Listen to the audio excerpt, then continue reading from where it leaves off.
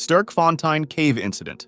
It was September 29, 1984. A cave explorer named Nuno Gomes was exploring unmapped sections of the Sterkfontein Cave in South Africa. He was accompanied by his two friends, Peter Verhulsel and Malcolm, and together they planned to lay a guideline from the entrance to the farthest point of the wet cave area known as Milner Hall. The plan was for Nuno to go in and place the guideline, while Peter and Malcolm waited outside, assisting him from the surface. Nuno plunged into the water and successfully laid the line, covering a distance of 396 feet from the entrance to the end. Happy because of the success, the three decided to go back in and follow the new guideline. Once they reached the air pocket at the end, they were satisfied that they had successfully mapped this cave section, so they turned around and began to head out, following the line. As Nuno led the group, he suddenly felt Malcolm touch him. Malcolm was signaling that Peter was no longer behind them. Nuno went back to see where Peter had gone and noticed that he had entered a side tunnel. Nuno tapped Peter to get his attention and signaled him to return to the guideline and exit the cave. As they headed back, however, Peter disappeared again. This time, Nuno and Malcolm assumed he had taken the other exit, avoiding the tight squeeze they themselves used, so they did not go back to look for him. When Nuno and Malcolm surfaced and realized Peter was not there and still hadn't come out after a while, they submerged once more to look for him. They searched along the guideline and even in the side tunnels, but there was no sign of him. After 4 long hours, they ran out of air tanks, and the stirred-up silt reduced visibility to almost nothing. Finally, late that afternoon, they exited the cave and called for help. The fire brigade arrived, but lacking cave diving expertise, had to wait for the police divers to continue the search in the evening. The silt was so stirred up that visibility was heavily impaired. The police called off the search for the night, convinced they would now be searching for a body rather than a survivor. What no one realized was that Peter was not dead at all. He had been sidetracked by a secondary tunnel, and the cave's complex 3D structure, combined with the lack of a guideline, the stirred-up silt, and the darkness, made it nearly impossible for him to orient himself. After trying many possible paths, Peter found a small room and decided to wait there for rescuers. He tried making noise by banging his tank on the rocks, but to no avail. Eventually, he became exhausted, fell asleep, and lost track of time. After that first night of searching, the police closed off the cave so no one else could enter. Unfortunately, the silt took a long time to settle, so visibility remained poor. Convinced Peter had not survived, the police decided to wait a full week before resuming the search. On October 6th, 7 days after Peter's disappearance, they returned but found no sign of him. Another week passed before they tried again, but he was nowhere to be seen. Meanwhile, Peter was still alive. He had spent 14 days in complete darkness, starving and having lost much of his weight. Hoping for a way out, he decided to follow a passage leading from the small room where he had sheltered. After traveling 120 feet away from the water, he discovered it was only a dead end, so he returned to his spot near the water to wait once more for rescuers. The police continued weekend searches for 6 weeks, but they never found him and finally called off the search with no result. At that point, they reopened the dry sections of the cave, but kept the water section closed. Volunteers then began looking for a connection between the dry and wet cave systems, and Nuno joined them. His contributions were crucial. He was the one who discovered the connection where they could enter the wet section of the cave. It was there that they found a set of footprints leading to a dead end, and soon after, Peter's body. Beside his body was a message that read, "I love you, Cheryl and Ma."